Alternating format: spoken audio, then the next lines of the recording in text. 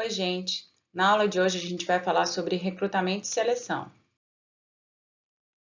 Então, no contexto do mapeamento de competência, da gestão por competência, que a gente tem visto nas outras aulas, o modelo de gestão por competência, ele se constitui um modelo que se utiliza do conceito de competência para subsidiar diversos processos decisórios, especialmente voltados para a área de gestão de pessoas. Então, o objetivo da gestão por competência é planejar, captar, desenvolver e avaliar nos seus diferentes níveis as competências necessárias para a obtenção das metas organizacionais.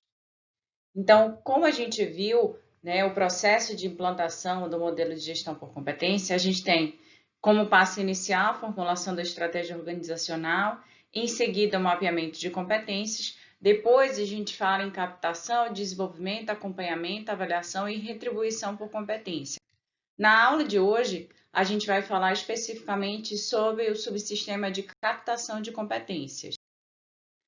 Então, o mapeamento de competências, como a gente viu, ele tem como objetivo identificar o denominado gap, ou lacuna de competências. Isso é a diferença entre as competências necessárias para concretizar a estratégia formulada lá na primeira etapa e as competências já disponíveis na organização.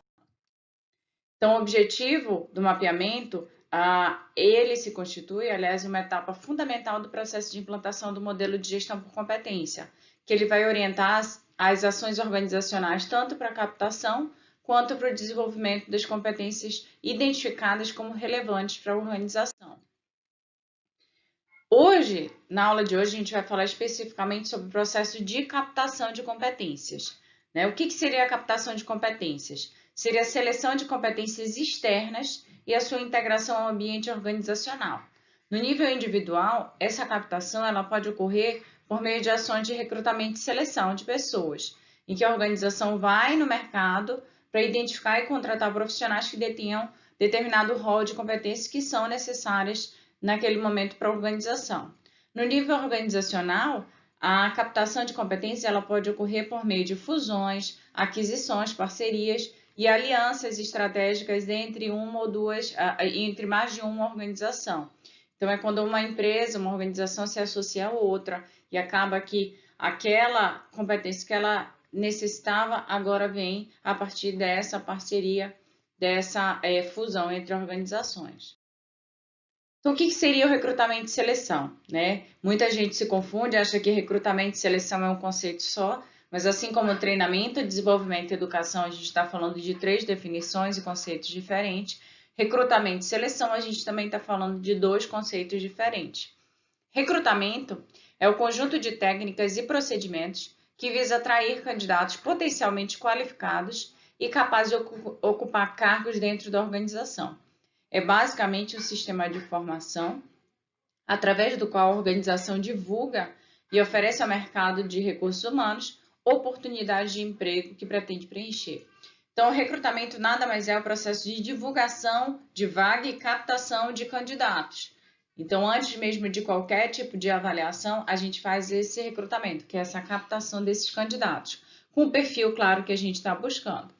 A seleção seria o processo pelo qual são escolhidas pessoas adaptadas a determinada ocupação ou esquema operacional. Então, a seleção, a partir do momento que eu captei os candidatos, eu posso captar candidatos que tenham ou não o perfil almejado, que detenham ou não a experiência exigida. Então, é a partir do processo de seleção que eu vou avaliar e, de fato, selecionar o candidato que tem o perfil mais próximo do que eu estou buscando para a minha vaga. Perfil profissiográfico seria o perfil psicológico desejado para o candidato, incluindo habilidades gerais, específicas e potencial de desempenho. Então, sempre que a gente está conduzindo o processo de recrutamento e seleção, a gente traça e define o perfil profissiográfico daquele profissional. Então, a gente vai investigar que competências ele tem, que experiências ele tem, né, que habilidades técnicas ele tem. Então, é a partir do traçado desse perfil profissiográfico. Então, quais são as formas de recrutar candidatos? Eu posso ter 2 formas, recrutamento interno e recrutamento externo. Então, o recrutamento interno, ele envolve a captação de candidatos dentro da própria organização. Então, por exemplo, se eu tenho uma vaga aqui para ocupar um cargo maior, para fazer uma promoção, uma transferência de funcionários dentro da própria organização, eu faço meu recrutamento interno. Então, a captação não vem de fora da organização, ela vem dentro da própria organização. E o recrutamento externo, por sua vez, é quando a organização vai para o mercado e procura preencher suas vagas a partir de pessoas de fora da organização, né, que é o tradicional. Mas dependendo da política da organização, dependendo da vaga que eu tenho em aberto, eu posso optar por um tipo ou por outro tipo, tá? Vai depender muito do perfil da vaga ou da política da organização. Imagina que dentro da minha organização eu não contrato gestores ou não contrato supervisores, então eu promovo profissionais dentro da organização que já conhecem a cultura, já estão adaptados às regras e às normas dentro daquela organização. Então a chance de eu acertar no recrutamento, numa seleção interna, é muito maior, né? E eu acabo motivando, estimulando muito mais o desempenho dos profissionais que já estão dentro da organização. Mas, claro, nem sempre eu consigo captar profissionais que tenham exatamente o perfil que eu gostaria para a vaga. Então, vai depender muito da vaga que eu tenho aberta e da própria política da organização. São exemplos de fonte de recrutamento.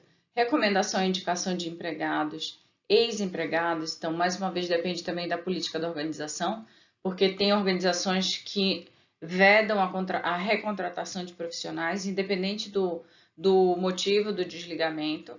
Anúncios em jornais ou revistas. Antes, essa era a principal fonte de recrutamento que as organizações utilizavam, hoje é muito menos utilizado. Então, hoje, a gente utiliza muito mais redes sociais, né? Não só WhatsApp, mas LinkedIn, né? Redes sociais específicas para divulgação de vaga, para contratação de profissionais, sites corporativos ou de empregos, escolas e universidades, sindicatos e associações de classe, caçadores de talentos ou headhunters, consultorias da área de recursos humanos, banco de talentos das empresas e redes sociais. Então, a depender também do cargo que eu quero ocupar, eu vou selecionar uma fonte de recrutamento. Então, imagina que eu quero contratar um pedreiro ou um profissional para trabalhar num sítio. Então, eu vou usar fonte de recrutamento que ele não vai ter acesso? Não, depende do perfil da vaga que eu quero para poder selecionar minha fonte de recrutamento. Para ter maior chance do meu candidato ter acesso àquelas informações. Então, vai depender. Então, às vezes, por exemplo, se eu estou tendo dificuldade para contratar determinada categoria de profissional, eu vou no sindicato, eu vou no conselho da classe, porque aí eu já pego aquelas pessoas que estão se registrando já na saída da faculdade. Então, tenho mais chances de conseguir preencher a minha vaga. Então, eu fiz isso muito na época que eu trabalhava em farmácia, que chegou um momento que, de fato, a gente estava com dificuldade, então a gente ia no conselho. Então, assim que fechava uma turma, então eles acabavam de se registrar, a gente já fazia a captação desses profissionais. Então, vai depender do cargo que eu quero ocupar para eu poder selecionar minha fonte de recrutamento. Quais são as vantagens e desvantagens de cada modalidade de recrutamento? Dentro do recrutamento interno, quais seriam essas vantagens? Aproveita melhor o capital humano da organização. Então, como eu disse, é uma oportunidade de você valorizar, né, os profissionais que já atuam com você. Motiva e encoraja o desenvolvimento profissional dos atuais funcionários, porque eles veem dentro da organização uma oportunidade de crescimento profissional, né, de galgar uma carreira de fato. Incentiva a permanência e fidelidade dos funcionários na organização. Então, se eu tenho uma oportunidade de crescimento, aumenta muito mais as chances de eu querer permanecer na minha organização do que buscar oportunidades de novos cargos, novas oportunidades de trabalho fora da minha organização. Aumenta a probabilidade de uma melhor seleção, pois os candidatos são bem conhecidos. Então, quando a gente faz um recrutamento interno, a gente já está avaliando entre profissionais da minha organização. Então, você já conhece o perfil daquele profissional, o histórico daquele profissional. Então, tem muito mais chance de você acertar dentro do processo de seleção. Custa financeiramente menos do que fazer recrutamento externo. Então, claro, eu não preciso de uma mega infraestrutura, eu não preciso contratar uma consultoria externa. Eu conduzo todo o processo dentro da minha própria organização e apresento um índice de validade e segurança bem maior do que o recrutamento externo, pois além do empregado já ser conhecido da empresa, pode gerar uma motivação maior para todos os empregados. Então, o que eu já tinha falado com vocês. Por outro lado, também tem algumas desvantagens. O fato de haver uma maior exigência e condições dos empregados para poderem exercer as funções de um determinado cargo, que muitas das vezes nem estão aptos para isso. Então, como eu disse, nem sempre a gente consegue dentro das organizações o perfil que a gente está buscando. E quando a gente promove o recrutamento interno, acaba que a gente fornece uma flexibilidade maior em termos de seleção. Então, eu me proponho, por exemplo, a desenvolver determinadas competências. Então, você acaba diminuindo um pouco essas exigências para estimular, por exemplo, a promoção de determinado funcionário.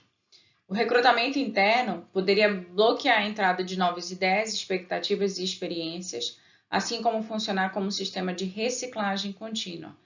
Então, no momento que, lembra que a gente falou da captação de competências? Então, no momento que você faz recrutamento interno, você acaba por limitar a captação externa de novas competências. Então, trazer novas experiências, né, para dar um gás novo mesmo para a organização. Então, esse pode se configurar como uma desvantagem do recrutamento interno.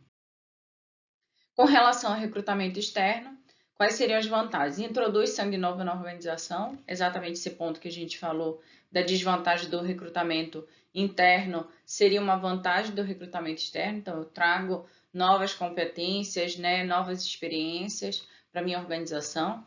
Enriquece o patrimônio humano pelo aporte de novos talentos e habilidades. Aumenta o capital intelectual por incluir novos conhecimentos. Renova a cultura organizacional. Enriquece com novas aspirações. Incentiva a interação da organização com o mercado. Então, no momento que eu conduzo um recrutamento externo, eu até vejo no mercado como é que a minha organização está sendo vista.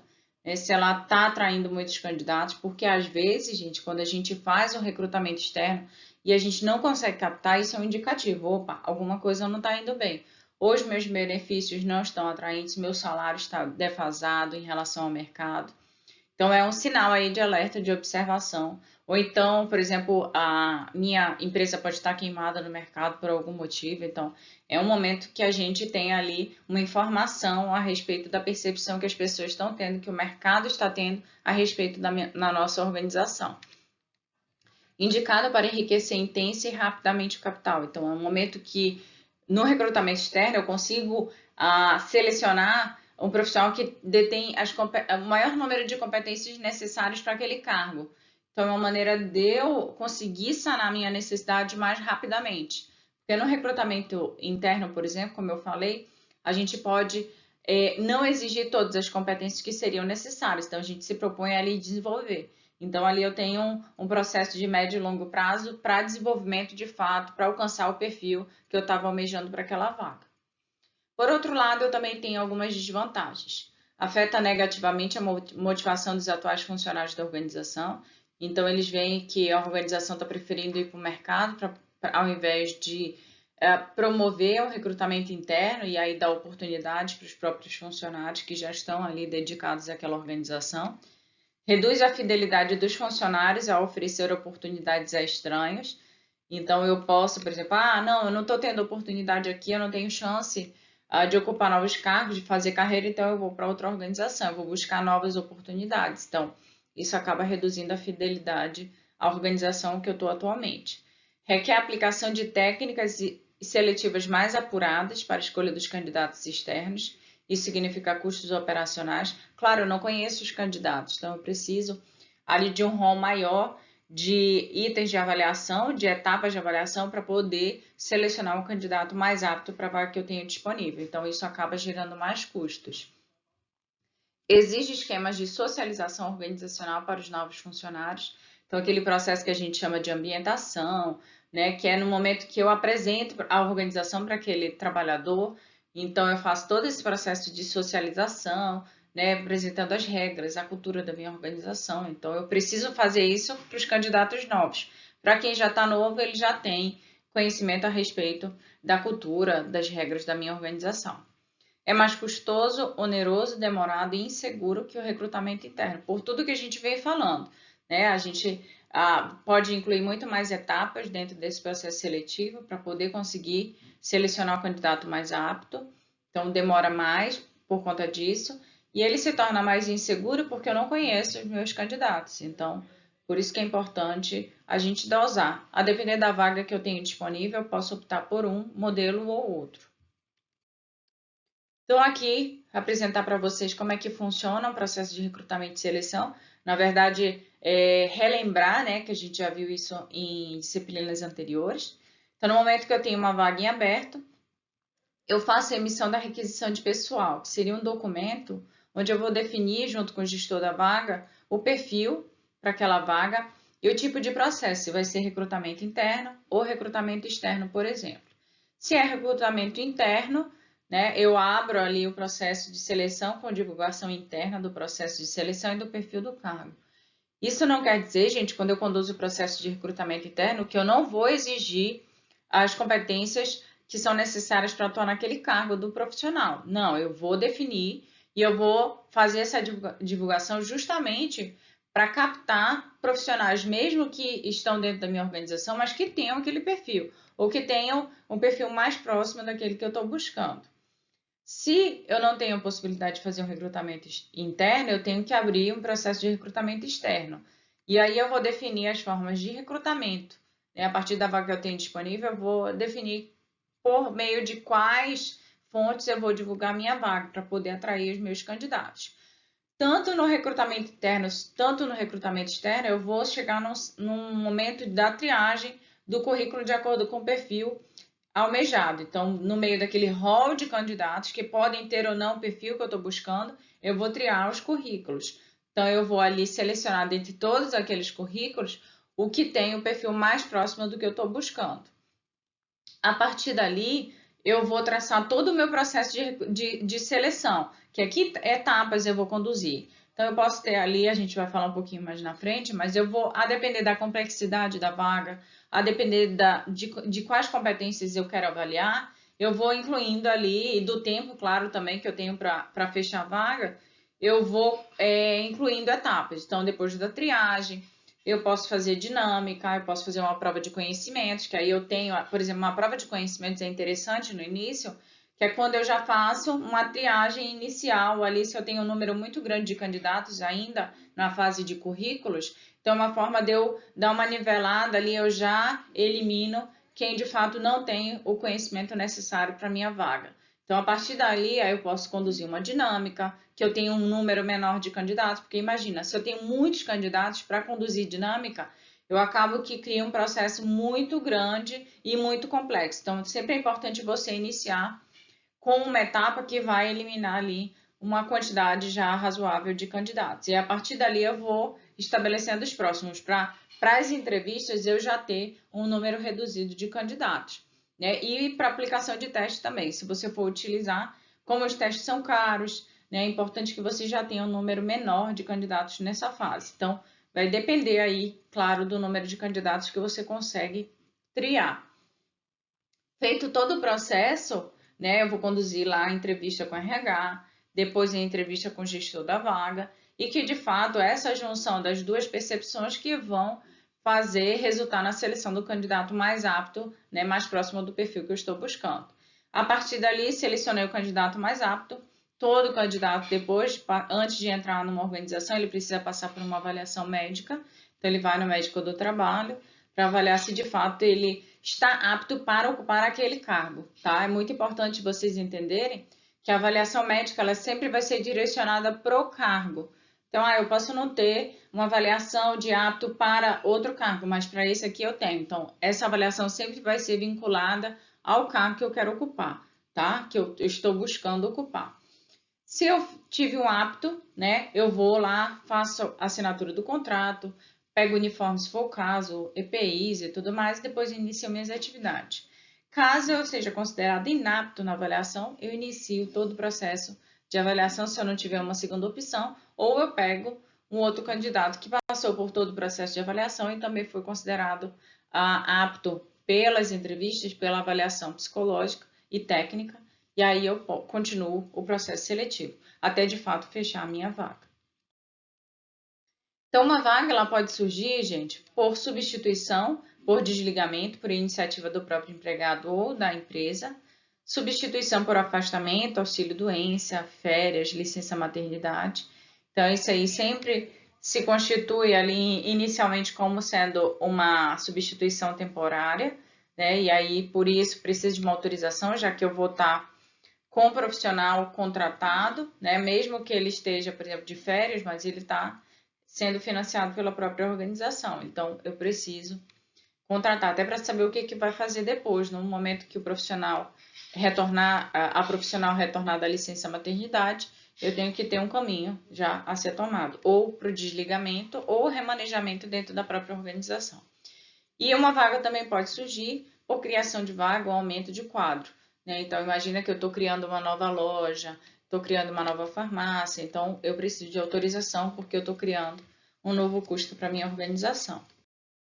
Então, aqui o modelo de requisição de pessoal, claro, isso aqui vai depender da organização que você está trabalhando, tá? Mas aqui é quando a gente vai dar todas as características, então, o perfil desejado tem aqui, mas eu quis destacar, na verdade, para vocês, essa questão de sexo, de gênero, hoje em dia a gente não utiliza mais, tá, gente? Isso é considerado discriminatório. Então, eu quis destacar aqui para vocês verem que, de fato, antes era utilizado, mas hoje você não pode mais fazer isso. A professora, ninguém faz isso? Ninguém exige um sexo, um gênero ou outro? Claro que exige. A gente sabe que acontece, então é importante vocês terem clareza disso. Então, normalmente se constitui em 4 etapas do processo de seleção: divulgação da vaga, conforme a gente já conversou, triagem de currículos, entrevista com RH, que pode ser antes ou depois, né? Dependendo dessa etapa, essa linha aqui, gente, não está em ordem cronológica, tá? Vai depender do processo que você for estruturar. A prova de conhecimento normalmente vem antes, teste psicológico antes das entrevistas. Essas técnicas vivenciais são dinâmicas, né? Que a gente pode fazer, ou provas situacionais. Então, que a gente simula ali situações vivenciadas na prática por um profissional, entrevista técnica com o gestor da vaga e avaliação de saúde. Então, só resumindo um pouco. Então, a fase de recrutamento, gente, vai implicar na gente elaborar anúncios para seleção. Então, aqui eu quis trazer para vocês um modelo de anúncio para seleção interna. Claro, é bem simples aqui, isso vai variar muito. Mas o setor de seleção de talentos convida os colaboradores que se enquadram no perfil abaixo a participarem da avaliação interna para o cargo de supervisora de call center. Perfil exigido para o cargo inclui... Então, aqui estão destacados alguns aspectos em vermelho que são essenciais para uma divulgação de vaga. Então, o nome do cargo, o perfil que está sendo exigido, mesmo numa seleção interna. Então, competências requeridas: liderança, trabalho em equipe, foco em resultados e metas. Também é uma coisa que a gente tem que destacar. As candidatas que se enquadrarem no perfil acima e se interessarem no cargo deverão enviar currículo para o e-mail tal até o dia tal. Então, é muito importante você destacar que só deverão encaminhar currículo quem se enquadrar no perfil e tiver interesse no cargo. E é sempre importante, apesar das vezes a gente não se atentar para isso, mas definir uma data para envio dos currículos. Caso contrário, você nunca vai terminar essa fase de captação de candidatos, né? Então, aqui eu tenho 3 modalidades de anúncio que eu posso utilizar, dependendo aí também do perfil da organização, do cargo que você quer contratar. Anúncio aberto, anúncio semi-aberto e anúncio fechado. O anúncio aberto é o tipo de anúncio que identifica o nome da empresa, endereço, setor para contatos e horário de atendimento. No geral, é o tipo de anúncio que atrai mais candidatos e geralmente os mais desejáveis para a vaga. Por quê? Porque aqui eu já dou todas as informações requeridas para a vaga. Então, se você tem aquele perfil que quer trabalhar naquela empresa especificamente, com aquele salário, com aqueles benefícios, você já se candidata. Então, eu vou ali já sabendo onde eu poderia trabalhar, tá? Então, hoje a gente tem visto muito anúncios abertos. No passado, a gente tinha menos. Por que a gente, às vezes, opta por não divulgar o nome da empresa, gente? Por alguns motivos. O primeiro deles é, imagina que eu estou selecionando para uma vaga que a pessoa ainda não sabe que vai sair. Então, imagina. Eu vou lá colocar aqui o anúncio, eu quero contratar uma psicóloga organizacional para a empresa X e eu sou a única psicóloga organizacional da empresa X. Então, se eu tiver contato com esse anúncio, eu vou saber pelas redes sociais, pela divulgação, que eu vou ser demitida. Então, isso é um horror.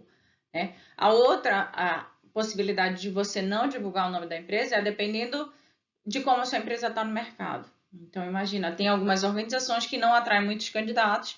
Então, uma forma dela atrair candidatos é no momento que ela não divulga o nome dela, né, as características dela. Anúncio semiaberto, aparece a identificação da empresa, mas os candidatos remetem seus currículos para o endereço da companhia ou aos cuidados do veículo divulgador do anúncio. Então, aqui no semiaberto eu dou algumas informações a respeito da organização. Então, não falo tudo a respeito da minha organização. E o anúncio fechado, a empresa ela não dá a oportunidade do candidato saber qual é a empresa que está contratando. Então, você vai lá para ver, né? Se você está muito interessado numa vaga, você vai, mesmo não sabendo exatamente que empresa é, que cargo seria, né? Não tem uma coisa muito delimitada às vezes. Então, aqui alguns modelos de anúncios, tá? Anúncio fechado, anúncio semiaberto, anúncio aberto. Então, vocês veem que, a depender do número de informações que eu vou fornecendo, elas se configuram numa ou outra, né, modalidade de anúncio, tá? E aí vai depender também da vaga que eu tenho aberto, do perfil da minha organização, se eu quero fazer uma modalidade ou outra. Então, a forma de recrutar, as etapas do processo de seleção e a forma que eu vou anunciar a minha vaga vai depender tudo do cargo que eu estou querendo ocupar e do perfil desse profissional, né? E até mesmo do perfil da minha organização. Então, você vai optando, já que você tem caminhos alternativos aí que você pode seguir, você vai depender, né, analisar a vaga que eu tenho aberto, se eu posso fornecer todas as informações a respeito da minha vaga. É muito importante na hora do anúncio você não fazer nenhum tipo de restrição que pode se configurar como discriminatória. Então, indicar, com boa aparência, que seja do sexo feminino ou masculino, alguma coisa. Você não pode fazer esse tipo de descrição no anúncio, que você é passível de ser penalizado pelo nosso conselho. Então, é importante você ter clareza sobre isso. Eu não vou mentir para vocês que às vezes isso acontece dentro das organizações. Outros critérios que não o de competência eles acabam pesando, né, dentro desse processo seletivo, mas infelizmente a gente não tem controle sobre tudo, né? Mas o nosso papel ali, enquanto psicólogo organizacional do trabalho, é deixar claro para a organização que independente de raça, de credo, né, de gênero, você tem a oportunidade ali, o que deve prevalecer são as suas competências. Então, você está ali para deixar bem claro isso para as organizações também, ok? Então, gente, até a próxima aula. Espero que tenha ficado bem claro, mas a gente pode tirar mais dúvidas, né, se vocês tiverem, na próxima aula.